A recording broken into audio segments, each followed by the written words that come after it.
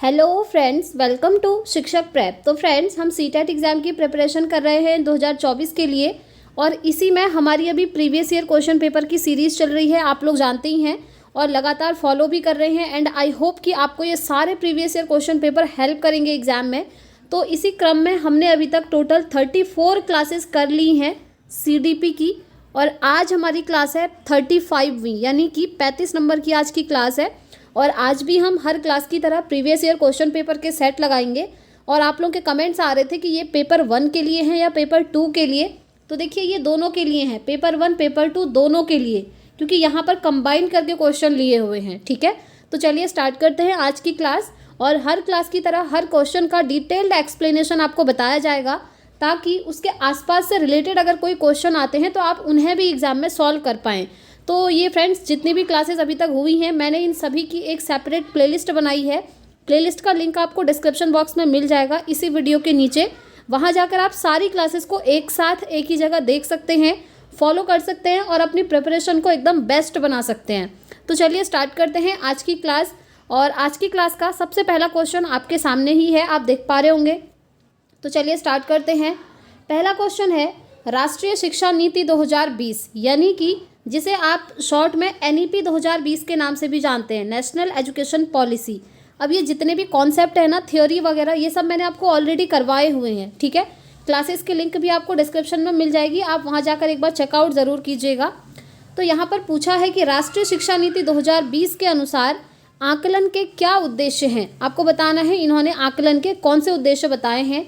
पहला है, सीखने के स्तर को सुनिश्चित करने के लिए विद्यार्थियों में तनाव उत्पन्न करना और डर पैदा करना। जी नहीं, तनाव उत्पन्न करना या डर पैदा करना ये नेगेटिव चीज़ें होती हैं और राष्ट्रीय शिक्षा नीति कभी भी ऐसा नहीं कहती कि बच्चों में आप डर पैदा करो या फिर उन्हें स्ट्रेस दो, तनाव दो, बल्कि वो कहती है कि आप बच्चे को फ्रीली छोड़ दो और बच्चे को उसकी एज के अकॉर्डिंग, उसकी रुचि के अकॉर्डिंग और उसकी नीड के अकॉर्डिंग शिक्षा दो, यानी कि सभी बच्चों को समान अवसर मिल सके। और बिना बोझ के शिक्षा की बात भी ये करती है, ज़्यादा बोझ नहीं होना चाहिए, पढ़ाने की जो क्वालिटी है वो बेहतर होनी चाहिए, चाहे क्वांटिटी कम हो चलेगा। यानी कि सिलेबस आपने भर भर के डाल दिया और बच्चे चीज़ों को समझ ही नहीं पा रहे हैं, ऐसा नहीं करना है। इससे बेटर है आप कम पढ़ाओ लेकिन उसकी क्वालिटी अच्छी हो। क्वालिटी अच्छी हो इन द सेंस कि जो चीज़ आप बच्चों को पढ़ा रहे हैं वो उनकी डेली लाइफ में यूज़ हो रही हो। ठीक है, तो पहला ऑप्शन हो गया हमारा एलिमिनेट, क्योंकि ऐसा उद्देश्य नहीं होता है NEP 2020 का। सेकंड है, अध्यापन अधिगम क्रियाओं को दोहराना। फिर है, अधिगम और विकास को अनुकूलित बनाना। एंड थर्ड है, कक्षा के अंदर और बाहर विद्यार्थियों को समर्थन देना। एब्सोल्युटली राइट, ये तीन ऑप्शन यहाँ पर बिल्कुल सही हैं, क्योंकि राष्ट्रीय शिक्षा नीति 2020 कहती है कि अधिगम और विकास को आप अनुकूलित बनाइए, यानी कि जो भी चीज़ें आप बच्चों को पढ़ा रहे हैं उससे उसका डेवलपमेंट से कनेक्शन होना चाहिए। ठीक है, साथ ही साथ कक्षा के अंदर और बाहर विद्यार्थियों को समर्थन देना। जैसे क्लासरूम में तो ठीक ही है, टीचर उनको सपोर्ट करेंगे, और कभी क्लासरूम से बाहर भी वो मिलते हैं या फिर स्कूल के बाहर भी अगर विद्यार्थी मिलते हैं तब भी उनसे उसी तरीके से एक आइडियल रूप में आप उससे बातचीत करेंगे और उनको हमेशा सपोर्ट करेंगे। ठीक है, तो ये तीनों ऑप्शन यहाँ पर बिल्कुल सही होते हैं, इसीलिए इस क्वेश्चन का राइट आंसर हो जाएगा ऑप्शन 4, जिसमें लिखा है second, third and fourth option is right. ठीक है, तो option 4 will be the right answer. आगे बढ़ते हैं, नेक्स्ट क्वेश्चन पे चलेंगे। आपकी कक्षा में कुल छात्र बहुत तीव्र बुद्धि वाले हैं, यानी कि कुछ बच्चे ऐसे हैं जो तीव्र बुद्धि वाले हैं, और ये जो तीव्र बुद्धि वाले बच्चे होते हैं ये नॉर्मल बच्चों से थोड़ा सा अलग होते हैं। ये मैंने आपको समझाया भी है। इनके साथ क्या चीज़ें करनी होती हैं, अगर आप इन्हें क्लासरूम में सभी बच्चों के साथ पढ़ाएंगे तो ये बोर होने लगते हैं, इसलिए इनको कुछ एक्स्ट्रा एक्टिविटीज़ दी जाती हैं ताकि ये बोर ना हो। ठीक है, इसीलिए ये जो तीव्र बुद्धि वाले बच्चे होते हैं इन्हें अलग अलग से कुछ करने को दिया जाता है, जिससे कि इनकी बोरियत ना हो इनको। तो देखिए, आपसे क्वेश्चन पूछा है कि कक्षा में पढ़ाई जाने वाली सामग्री में उन्हें कोई चुनौती जैसी बात नहीं लगती है, यानी कि उन्हें कुछ अच्छा फील नहीं होता है, उन्हें ये नहीं लगता है कि हाँ हम कुछ पढ़ रहे हैं, मुझे कुछ टारगेट मिला हुआ है, उन्हें नॉर्मल लगता है। तो ऐसे छात्रों के संबंध में आप क्या करना चाहेंगे, बताइए आप क्या करेंगे। ऐसे बच्चे अगर क्लासरूम में मिल गए, पहला है, उनसे कह देंगे कि वे अपनी इच्छा के अनुसार कक्षा में आएँ अथवा ना आएँ। जी नहीं, ये कोई बात नहीं हुई, आप ऐसा नहीं कह सकते। सेकंड है, प्रधानाध्यापक से कहेंगे कि उन छात्रों को अगली कक्षा में पढ़ाया जाए। ऐसा भी नहीं होगा कि आप उन्हें नेक्स्ट लेवल पर भेज दो, आप उसी क्लासरूम में उन्हें पढ़ाएंगे और कुछ एक्स्ट्रा वर्क दे सकते हैं, ठीक है। फिर यहाँ पर देखिए, उनसे कह देंगे कि वे अपना अधिकांश समय पुस्तकालय में व्यतीत करें। जी नहीं, पुस्तकालय में व्यतीत करके वो क्या करेंगे, बोर होने लगेंगे। उन्हें कुछ एक्स्ट्रा काम देना होगा आपने, तो वो होगा कि उन छात्रों को विशेष कार्य देंगे। जैसा कि मैंने आपको बोला, उनको कुछ अलग से एक्टिविटीज़ देंगे जो कि नॉर्मल बच्चों को दी जाने वाली एक्टिविटीज़ से थोड़ा सा हाई लेवल की होगी, जो सामान्य कक्षा के छात्रों को दिए जाने वाले कार्य से थोड़ा मुश्किल होगा, ठीक है। ऐसे टास्क उनको देने हैं, तब उनको लगेगा कि हाँ मुझे कुछ चुनौती वाला काम दिया है, क्योंकि तीव्र बुद्धि वाले बच्चे हैं, उनका दिमाग नॉर्मल बच्चों से थोड़ा सा ज़्यादा चलेगा, और उन्हें आप नॉर्मल बच्चों की तरह ही ट्रीट करेंगे तो उन्हें बोरियत होने लगेगी, क्योंकि उन्हें पता है वो चीज़ें तो उन्हें ऑलरेडी आती हैं, तो उन्हें कुछ नया करना होता है। तो इसीलिए इसका राइट आंसर हो जाएगा ऑप्शन 3, ठीक है। आगे बढ़ते हैं, नेक्स्ट क्वेश्चन। शिक्षक प्रशिक्षणार्थियों को इंटर्नशिप देने पर अधिक जोर दिया जाता है, क्योंकि इंटर्नशिप क्यों दी जाती है, मेन रीज़न क्या होता है। पहला है, यह नव शिक्षकों को योग्य एवं अनुभवी शिक्षकों के संरक्षण में कार्य करने का अवसर प्रदान करता है। सेकंड है, अनुभवी एवं श्रेष्ठ शिक्षकों को नए शिक्षकों को निर्देशन प्रदान करने के अवसर प्राप्त करना। जी नहीं, शिक्षकों को श्रेष्ठता के आधार पर चयन करने के अवसर प्राप्त करना। नहीं, शिक्षण व्यवसाय में दुर्बल शिक्षकों की नियुक्ति को निरस्त कर देना, ऐसा कुछ नहीं होता है। इसका रीज़न ये है इंटर्नशिप का, इस पर इसलिए जोर दिया जाता है क्योंकि ये जो है नव शिक्षकों को योग्य और अनुभवी शिक्षकों के संरक्षण में कार्य करने का अवसर मिल सके, ये रीज़न होता है इसका, ठीक है। जो आप लोग इंटर्नशिप करते भी हैं, आपने करी होगी इंटर्नशिप बीएड या डीएलएड में, है ना, तो इसका राइट आंसर हो जाएगा ऑप्शन 1। आगे बढ़ते हैं, नेक्स्ट क्वेश्चन पे चलेंगे। नेक्स्ट क्वेश्चन है, अभिकथन और रीजनिंग से, यानी कि जो आपका अभिकथन और तर्क से, अजर्सन और रीजनिंग, ठीक है। तो अभिकथन है, अधिगम में बच्चों द्वारा देखे और अनुभव किए गए तथ्यों के बीच संबंध स्थापित करने की प्रक्रिया शामिल होती है। बताइए, ये तो सही है, क्योंकि अधिगम में बच्चे जो भी चीज़ें सीखते हैं, देखते हैं, अनुभव प्राप्त करते हैं, उनके बीच में संबंध स्थापित करने की पूरी प्रोसेस होती है। और इसका रीज़न है कि बच्चे रेखीय तरीके से सीखते हैं, ना कि चक्रीय तरीके से। अब बताइए, क्या ये सही है? बच्चे रेखीय तरीके से सीखते हैं, ना कि चक्रीय तरीके से। ये भी यहाँ पर गलत हो जाएगा, बच्चे क्योंकि एक लाइन में नहीं सीखते हैं, ठीक है। ये होता है रेखीय, बच्चे इस तरीके से सीखते हैं चीज़ों को, और डेवलपमेंट भी बच्चों का ऐसे ही होता है, क्योंकि गलतियाँ भी तो वो करेगा। ऐसा थोड़ी है कि वो एक सीधी लाइन में जाएगा और सीधे सही सही चीज़ें सीखते रहेगा, गलतियाँ भी होती हैं, सिंपल सी चीज़ है। तो इसका राइट आंसर हो जाएगा, अभिकथन सही है लेकिन तर्क यहाँ पर गलत है। अब ये यहाँ पर कहाँ है वो देखना पड़ेगा। ये है आपका ऑप्शन 3 में कि ए सही है लेकिन आर गलत है, ठीक है। तो ये 3rd वाला ऑप्शन आपका यहाँ पर एकदम राइट हो जाएगा। आगे बढ़ेंगे, नेक्स्ट क्वेश्चन। समावेशन को बढ़ावा देने के लिए क्या आवश्यक है? समावेशन यानी कि एडजस्ट करना, उसके लिए क्या आवश्यक है? पहला है लचीला पाठ्यक्रम, बिल्कुल फ्लेक्सिबल होना चाहिए पाठ्यक्रम ऐसा होना चाहिए जिसको लेकर शिक्षक भी फ्लेक्सिबल हों, लचीले बन पाएँ और विद्यार्थी भी लचीला बन पाए। लचीला कहने का मतलब होता है जो पाठ्यक्रम होगा, करिकुलम होगा, बहुत ज़्यादा हार्ड नहीं होना चाहिए। करिकुलम ऐसा होना चाहिए कि जैसा भी होगा बच्चा खुद को उसके अकॉर्डिंग ढाल पाए। फ्लेक्सिबिलिटी वही होती है ना, जैसे हमारे सामने बहुत सारी सिचुएशंस आती हैं, तो हमें हर सिचुएशन के प्रति फ्लेक्सिबल होना पड़ेगा, यानी कि हर सिचुएशन को झेलने के लिए, उसको संभालने के लिए खुद को तैयार करना पड़ेगा। यही होता है रियल में फ्लेक्सिबिलिटी और लचीलेपन का मतलब। तो जो पाठ्यक्रम है वो लचीला होना चाहिए। सेकंड है गम्य इमारतें, ये भी यहाँ पर ठीक लग रहा है।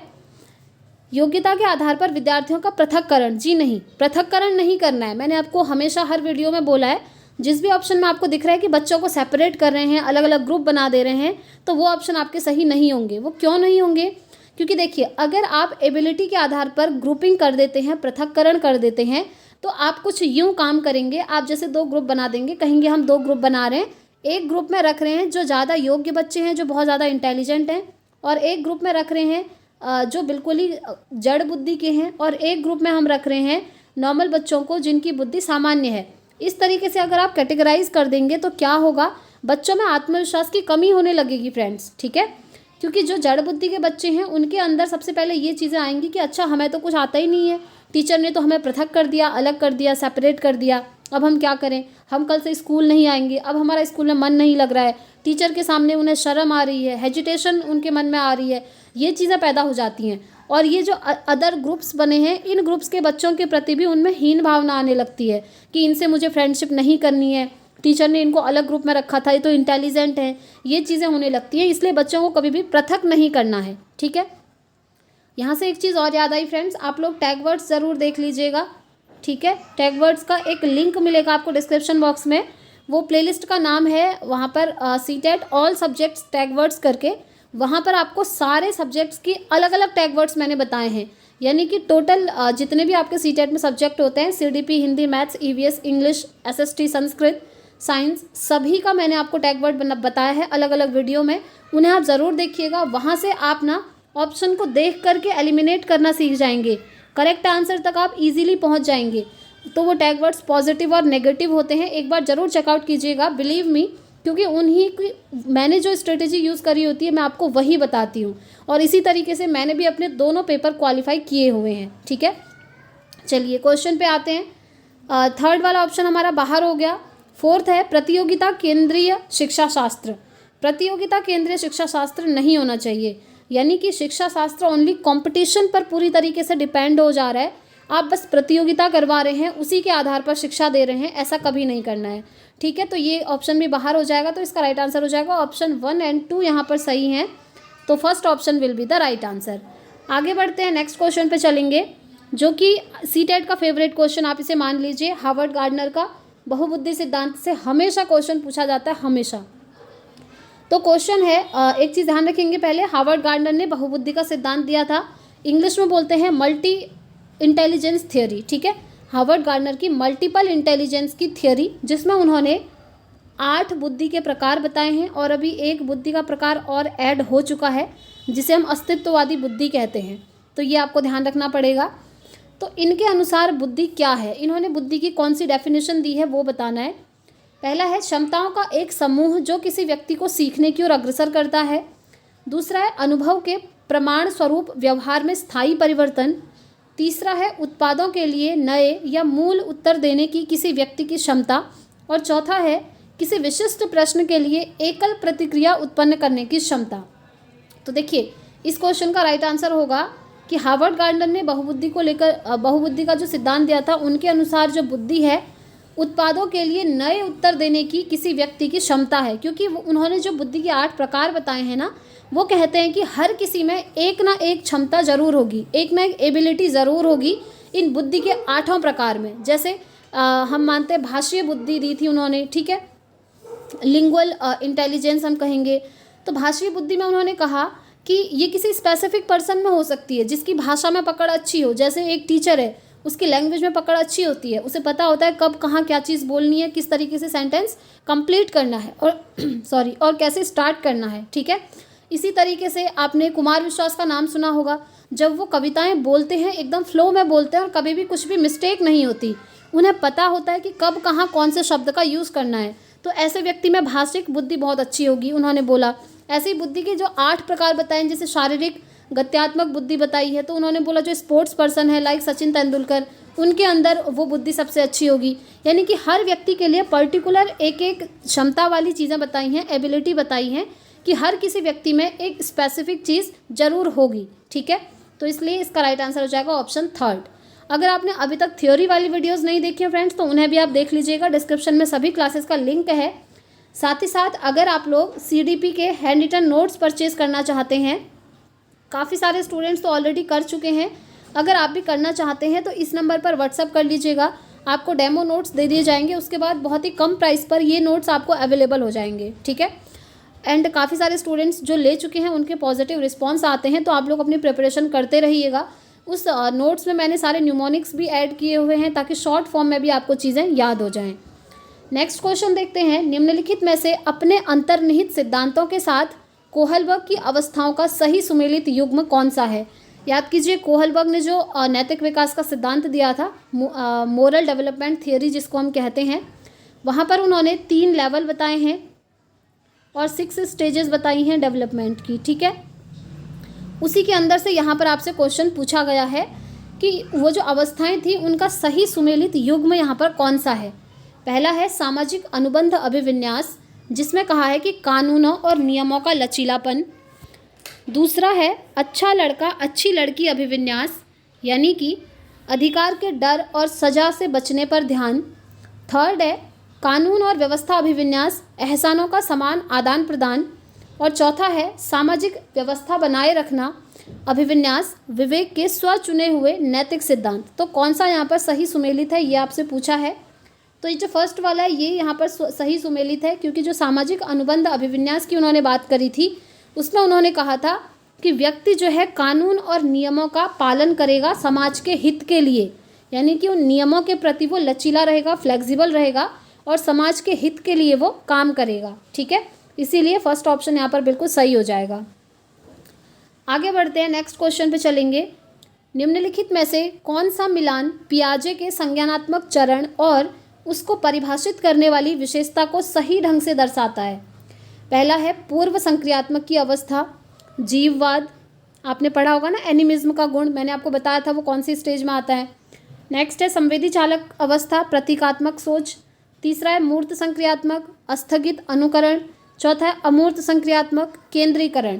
तो आपको बताना है कि कौन सा वाला सही सुमेलित है। पहले तो आप लोगों को ये समझ में आ रहा होगा, ये विकास के 4 स्टेप बताए हैं जीन पियाजे ने, उन्हीं के यहाँ पर नाम लिखे हैं। इनको आप शॉर्ट में भी याद कर सकते हैं, क्योंकि कभी कभी सीटेट में डायरेक्टली आपसे ये अवस्था किसने दी थी ऐसे भी पूछ लिया जाता है। तो इन अवस्थाओं के पहले तो आप नाम याद रखिएगा, और कितने से कितने वर्ष के अंदर के बच्चे आते हैं इनमें वो भी आपको ध्यान रखना है। तो इनको याद करने की मैं एक शॉर्ट ट्रिक आपको बताती हूँ, SPCF।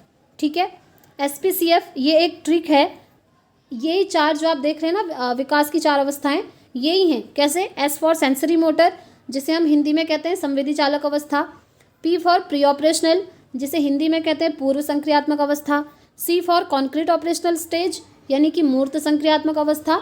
और F होता है फॉर्मल ऑपरेशनल स्टेज, यानी कि अमूर्त, या इसको औपचारिक संक्रियात्मक की अवस्था भी कहा जाता है। ठीक है, ये आपको याद हो गए।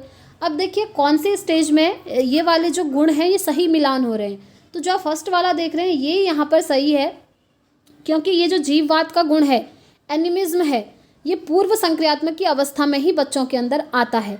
अब ये जीववाद होता क्या है, एनिमिज्म होता क्या है? तो देखिए इस स्टेज में क्या होता है ना, बच्चा बहुत छोटा है, तो इस स्टेज में बच्चा निर्जीव चीज़ों को भी सजीव मानने लगता है। जैसे आपने देखा होगा छोटे बच्चे जब खेल रहे होते हैं, कभी उनको किसी टॉय से लग गई, या फिर आप सपोज़ करिए कि वो चल रहे हैं और बेड के कॉर्नर से उनके पैर में लग गई, तो वो वहाँ पर रोने लगते हैं कि बेड के कॉर्नर से हमें चोट लग गई, रोने लगेंगे, है ना। तो उसके बाद क्या होता है, पेरेंट्स आते हैं और कहते हैं कि अच्छा बेटा आपको यहाँ से लगी, तो बेड के उस कॉर्नर को ऐसे हल्का सा मारेंगे और बोलेंगे लो मैंने मार दिया बेड को, अब आप चुप हो जाओ, उसको भी लग गई।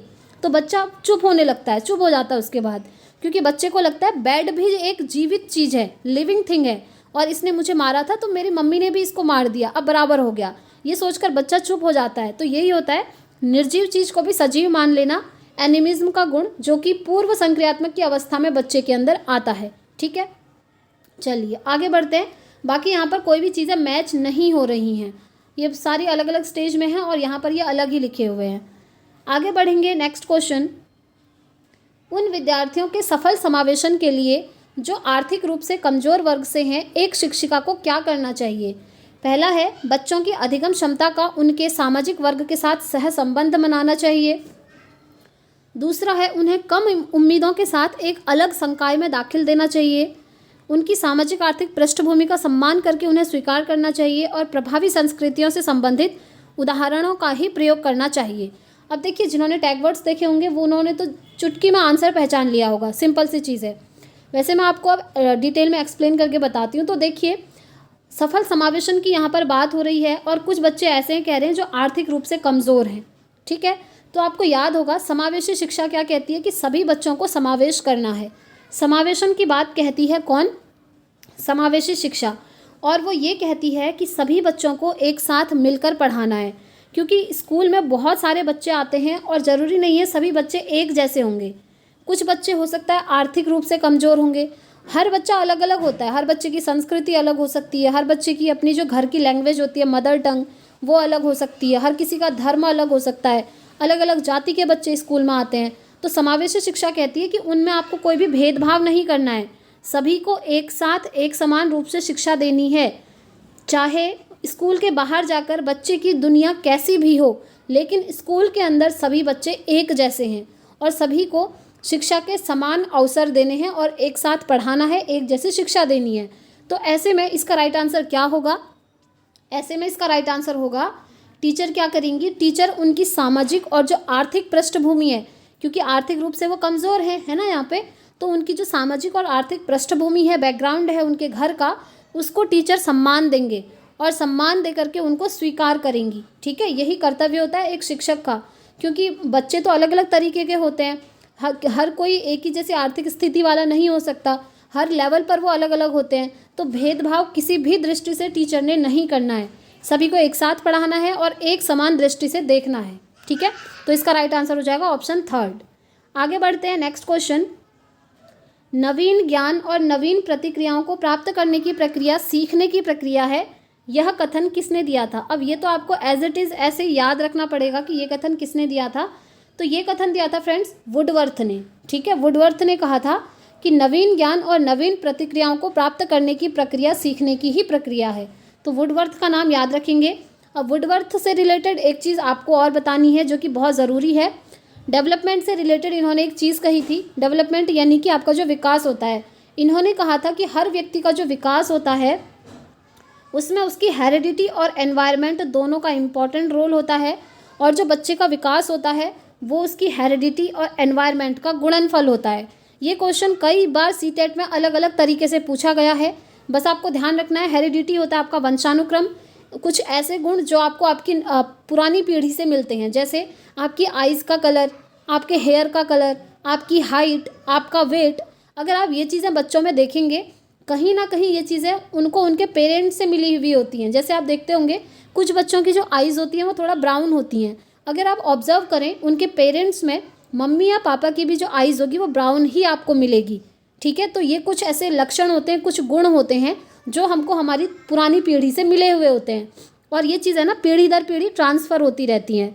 और एनवायरनमेंट क्या होता है? एनवायरनमेंट होता है जब हम पैदा हो गए उसके बाद हम जैसे माहौल में रह रहे हैं, जिस वातावरण में रह रहे हैं, जिस समाज में रह रहे हैं, जिस संस्कृति के अंदर रह रहे हैं, वो सभी हमारा एनवायरनमेंट का हिस्सा है। ठीक है, जैसे हर बच्चों का समाज अलग अलग होता है। कुछ बच्चे ऐसे समाज में रहते हैं जहाँ पर बच्चों को सिखाया जाता है कि बड़ों की रिस्पेक्ट करनी चाहिए, बड़ों को हाथ जोड़ के नमस्ते कहना चाहिए, और कुछ बच्चे ऐसे भी होंगे जिनके समाज में ये चीज़ें नहीं सिखाई जाती हैं। तो हर किसी का जो एनवायरनमेंट है, वातावरण है, वो अलग अलग होता है। तो वुडवर्थ कहते हैं कि बच्चे का जो ओवरऑल डेवलपमेंट है, विकास है, वो पूरी तरीके से निर्भर करता है हेरिडिटी और एनवायरनमेंट पर, और इन दोनों के गुणनफल पर। ठीक है, ये मल्टीप्लाई का साइन ध्यान रखेंगे। कई बार सीटेट में ऐसे क्वेश्चन पूछा है कि वुडवर्थ ने कहा है कि जो विकास है वो हेरिडिटी और एनवायरनमेंट का योगफल है। प्लस का साइन आपको दिखेगा, तो ध्यान रखिएगा ये प्लस का साइन नहीं होता है, योगफल नहीं बल्कि गुणनफल होता है, मल्टीप्लाई का साइन होता है, ये आपको ध्यान रखना है। ठीक है, और नोट्स में मैंने ये सारी चीज़ें मेंशन की हुई हैं। नेक्स्ट क्वेश्चन, विकासात्मक परिवर्तन एक क्रमबद्ध और क्रमिक तरीके से होते हैं। तो आपको बताना है कि जो विकासात्मक परिवर्तन होते हैं उसके रिगार्डिंग कौन सा कथन यहाँ पर सत्य है। ठीक है, पहला है ये क्रमबद्ध और क्रमिक तरीके से होता है, दूसरा है शैशवावस्था में बहुत तेज़ी से होता है, और फिर किशोरावस्था तक कोई वृद्धि नहीं होती। ऐसा होता है क्या? बिल्कुल भी नहीं होता है, क्योंकि किशोरावस्था में तो सबसे ज़्यादा परिवर्तन होते हैं। हमेशा रैखीय तरीके से होता है, चक्रीय ढंग से नहीं होता। जी नहीं, बच्चे का विकास रैखिक नहीं होता है बल्कि चक्रीय होता है। ठीक है, ऐसा नहीं होता है ना कि एक बार जैसे बच्चे के हाथ बढ़ रहे हैं तो बस हाथ बड़ा होता जाएगा, बॉडी की और चीज़ें नहीं बढ़ेंगी, ऐसा नहीं होता है ना। सारा जो बॉडी का आप देखते हैं स्ट्रक्चर वो एक जैसा होता है, धीरे धीरे सारी मसल्स डेवलप होती हैं। लास्ट है किशोरावस्था तक आने की ओर होते हैं, किशोरावस्था तक आने की ओर होते हैं और फिर पीछे की ओर बढ़ते हैं। जी नहीं, ऐसा नहीं होता है। तो इसका राइट आंसर है ऑप्शन 1। जो आपकी डेवलपमेंट की प्रोसेस होती है वो क्रमबद्ध होती है और क्रमिक तरीके से होती है। जैसे आपने बच्चों को देखा होगा, जब बच्चा पैदा होता है तो वो बैठ भी नहीं पाता है, पहले वो धीरे धीरे बैठना सीखते हैं, उसके बाद धीरे धीरे घुटनों के बल चलना सीखता है, उसके बाद धीरे धीरे खड़े होकर चलना सीखता है, फिर उसके बाद धीरे धीरे भागना सीख लेगा। तो ये क्या है? एक क्रम में हो रही है चीज़, एक सीक्वेंस में हो रही है। ठीक है, यही होता है आपका विकास। ऐसा नहीं होता है कि आज बच्चे ने अगर चलना सीख लिया तो कल को वो चलना भूल जाएगा और फिर से घुटनों के बल चलने लगेगा, पैरों के बल खड़ा ही नहीं हो पाएगा। ऐसा नहीं होता है ना। बस एक सीक्वेंस में होता है और डेवलपमेंट होता जाता है, वो भी पूरी बॉडी का एक साथ, ठीक है। तो first option will be the right answer. आगे बढ़ते हैं नेक्स्ट क्वेश्चन। वह बालक जो अपने अध्ययन के मध्यकाल में अपनी कक्षा का कार्य जो उसकी आयु के अनुसार सामान्य है करने में समर्थ नहीं है, तो वो बालक कैसा है? पिछड़ा बालक है, सामान्य है, सृजनात्मक है या प्रतिभाशाली है? तो देखिए, सामान्य बालक में ये चीज़ें होंगी नहीं, सृजनात्मक बच्चे ऐसे होंगे नहीं, क्योंकि सृजनात्मक बच्चे एकदम क्रिएटिव होते हैं, हर टाइम कुछ ना कुछ करने का उनका मन करता है, वो खाली नहीं बैठते हैं, जैसे खाली दिमाग उनका नहीं रहता है। अगर उनको कोई काम नहीं होगा तो उनके दिमाग में कुछ ना कुछ चीज़ें चलती रहेंगी। अगर कोई बॉटल पड़ी होगी तो उसको लगेगा कि इस बॉटल से मैं क्या नया क्रिएट कर सकता हूँ, या फिर कोई इमेज लगी होगी सामने तो ड्राइंग का पेपर पकड़ करके उस इमेज को बनाना स्टार्ट कर देंगे। तो ऐसे बच्चे होते हैं क्रिएटिव। उनके सामने अगर टॉयज़ हैं तो उन टॉयज़ को जोड़ करके कुछ और बनाने की कोशिश कर रहे होते हैं। तो ये होते हैं क्रिएटिव बच्चे, और ये डेफिनेशन क्रिएटिव यानी कि सृजनात्मक बच्चों की नहीं है। फोर्थ ऑप्शन इज प्रतिभाशाली बालक। ये तो एक्सट्रीम लेवल के होते हैं, इनका जो IQ लेवल होता है वो आप मानकर चलिए 120 से लेकर 140 के बीच तक होता है। तो ऐसे बच्चों में तो ये चीज़ें बिल्कुल भी नहीं होंगी। तो वह बालक जो अपने अध्ययन के मध्यकाल में अपनी कक्षा का कार्य जो उसकी आयु के अनुसार है, यानी कि जो उसकी एज है उसके अकॉर्डिंग वो काम नहीं कर पा रहा है, इसका मतलब है कि वो बच्चा कैसा है? पिछड़ा बालक है, ठीक है। पिछड़े बच्चे होते हैं ऐसे, जो अपनी एज के अकॉर्डिंग उस काम को नहीं कर पाते हैं। जैसे अगर अभी वो 4th क्लास में है तो 4th क्लास की चीज़ें करने में समर्थ नहीं हो रहा है। क्यों? क्योंकि वो बच्चा यहाँ पर पिछड़ा बालक कहा जाता है। नेक्स्ट क्वेश्चन पे चलते हैं। ये रहा, निम्नलिखित में से कौन सा प्रश्न वैचारिक समझ और आलोचनात्मक सोच को बढ़ावा देने का उदाहरण है? ठीक है, ऐसा कौन सा क्वेश्चन है आपको बताना है जिसमें बच्चे ज़्यादा से ज़्यादा विचार करें, उनको सोचना पड़े जिन क्वेश्चन का आंसर करने के लिए। तो इसका राइट आंसर क्या होगा? पहला है, भारत का सबसे बड़ा राज्य कौन सा है? देखिए, अगर आप उससे ये पूछेंगे तो वो डायरेक्टली बता देगा कि भारत का सबसे बड़ा राज्य ये है। इसमें उसको ज़्यादा सोचना नहीं पड़ेगा, ठीक है। इसमें जो चिंतन कौशल होता है उसका विकास नहीं हो पाएगा। दूसरा है, केरल राज्य का कुल क्षेत्रफल कितना है? ये भी ऐसा ही क्वेश्चन हो गया कि वो डायरेक्टली आंसर कर देगा, उसने सोचना नहीं पड़ेगा। थर्ड है, समाज को समावेशी बनाने के लिए क्या उपाय किए जाने चाहिए? आप देख रहे हैं इसका आंसर क्या होगा? निबंधात्मक टाइप होगा, जिसमें बच्चे को सोचना पड़ेगा कि अगर समाज को समावेशी बनाना है, इंक्लूसिव बनाना है, तो कौन कौन से उपाय किए जाने होंगे, है ना। तो यहाँ पर उसको सोचना पड़ेगा, अपना दिमाग लगाना पड़ेगा। तो यही इसका राइट आंसर हो जाएगा, क्योंकि ऐसे प्रश्न जो है वैचारिक समझ और आलोचनात्मक सोच को बढ़ावा देते हैं, जहाँ पर बच्चों को अलग अलग डायरेक्शन में, अलग अलग दिशाओं में सोचना पड़ता है और उसके बाद वो आंसर करते हैं, ठीक है। अब ये प्रकाश संश्लेषण क्या है, वो डायरेक्टली डेफिनेशन बता देगा कि सूर्य के प्रकाश की उपस्थिति में, वो जो बचपन से रटी रटाई डेफिनेशन, आई होप आप लोगों को भी ये चीज़ें याद होंगी, है ना। तो राइट आंसर होगा ऑप्शन थर्ड, क्योंकि यहाँ पर बच्चा सोचेगा, दिमाग लगाएगा, तब जा करके आंसर करेगा। आगे बढ़ते हैं नेक्स्ट क्वेश्चन। देखिए, जीन पियाजे से आ गया। जीन पियाजे द्वारा प्रतिपादित संज्ञानात्मक विकास सिद्धांत की किस अवस्था में बालक वस्तुओं को विभिन्न वर्गों में वर्गीकृत करने लगता है? यानी कि आपने कोई चीज़ दी, उसको वो अलग अलग पार्ट्स में डिवाइड करेगा, ऐसा कौन सी स्टेज में बच्चा कर सकता है, आपसे ये पूछा है। पहला है संवेदी प्रेरक अवस्था, दूसरा है पूर्व संक्रियात्मक, तीसरा है मूर्त संक्रियात्मक और चौथा है औपचारिक संक्रियात्मक की अवस्था। तो बताइए, तो ऐसा होता है फ्रेंड्स मूर्त संक्रियात्मक की अवस्था में, यानी कि जो हमारी कॉन्क्रीट ऑपरेशनल की स्टेज आती है SPCF, अभी जस्ट मैंने आपको बताया था ना। तो ये जो C आप देख रहे हैं कॉन्क्रीट ऑपरेशनल स्टेज, ये होती है मूर्त संक्रियात्मक की अवस्था। यहाँ पर क्या होता है, बालक जो है वस्तुओं को अलग अलग वर्गों में वर्गीकृत करने लगता है। जैसे आप उन्हें कोई चीज़ बताएंगे, उसको वो क्लासीफाई करना स्टार्ट कर देगा इस स्टेज में आकर के, ठीक है, मूर्त संक्रियात्मक की अवस्था में। तो ये चीज़ें आपको ध्यान रखनी है, और ये इसका राइट आंसर हो जाएगा ऑप्शन थर्ड। और एक इम्पॉर्टेंट चीज़ आपको और बतानी है इसमें, जो कि बार बार आपसे पूछी भी जाती है, वो ये है कि ये जो औपचारिक संक्रियात्मक की अवस्था है, इस अवस्था में बच्चे में कौन से गुण आते हैं? तो देखिए, इस अवस्था में बच्चे का दिमाग एक साइंटिस्ट की तरह चलने लगता है। साइंटिस्ट यानी कि जैसे कोई भी चीज़ हो रही है तो क्यों हो रही है, इसके पीछे का रीज़न क्या है, ये चीज़ कैसे बनी, ये सारी चीज़ें जब बच्चा सोचने लगता है ना 12 साल से ऊपर, तो वो इसी में आता है औपचारिक संक्रियात्मक की अवस्था में। ये कई बार आपसे पूछा गया है। हाइपोथेटिको डिडक्टिव रीजनिंग यानी कि परिकल्पनात्मक सोच बच्चे में कब पैदा होती है, इसी को बोलते हैं परिकल्पनात्मक सोच। तो वो पैदा होती है आपकी औपचारिक संक्रियात्मक की अवस्था में, ठीक है। तो इस क्वेश्चन का राइट आंसर क्या हुआ? इस क्वेश्चन का राइट आंसर हुआ ऑप्शन थर्ड, मूर्त संक्रियात्मक की अवस्था। तो फ्रेंड्स आज की क्लास में इतने ही क्वेश्चन करते हैं।